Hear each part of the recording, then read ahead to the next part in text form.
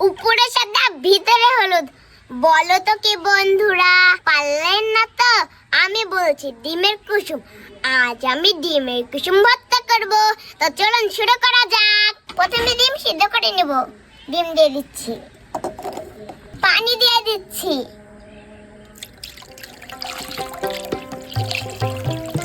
চুলা জ্বালিয়ে দিচ্ছি। 15 মিনিট অপেক্ষা করব।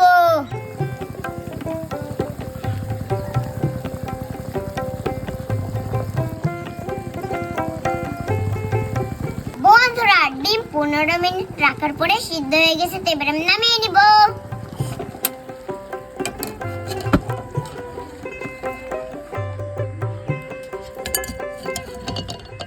ডিমটা ঠান্ডা হতে হতে আমি শুকনো মরিচগুলো ভেজে নিব। দিয়ে দিচ্ছি শুকনো মরিচ, হালকা একটু তেল। তো এবার আমি সুন্দর মতো নেড়ে নিচ্ছি।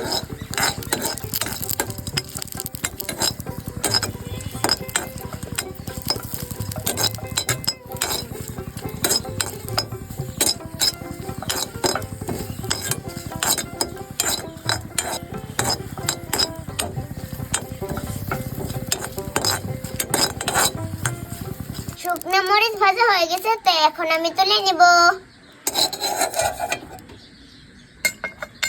পেঁয়াজ কুচিও ভেজে নিব।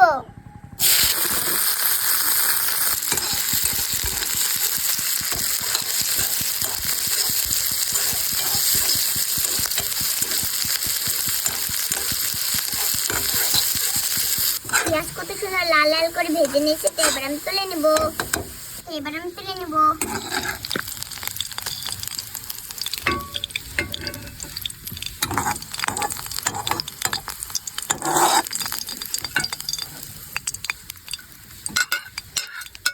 তো এবার আমি ডিমটা তুলে নিব।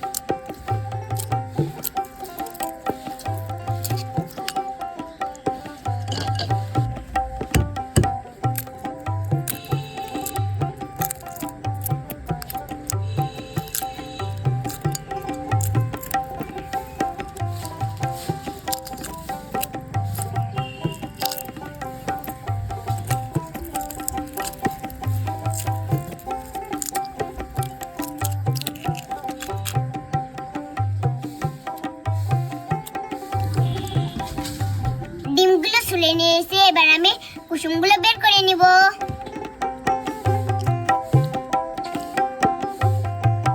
এই যে কুসুম।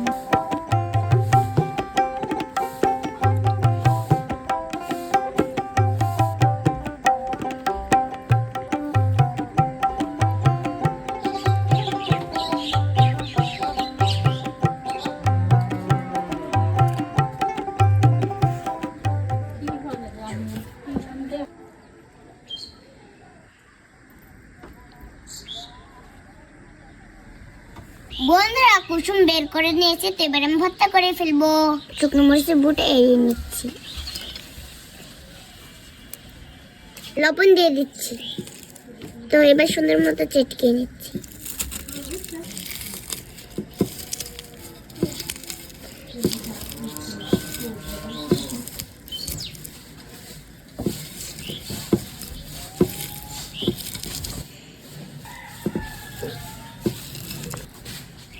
এবার পেঁয়াজের সাথে মাখিয়ে নেব শুকনো মরিচ।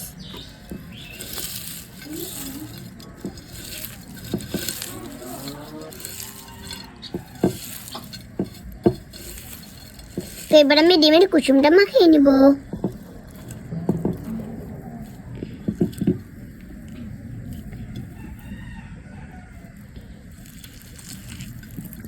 হালকা একটু উপর দিয়ে সরিষার তেল দিয়ে দেব।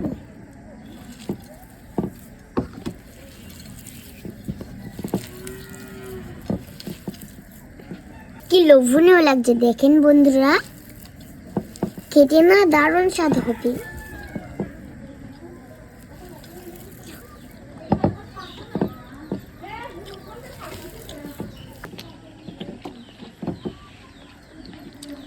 ডিমের কুসুম ভর্তা হয়ে গেছে।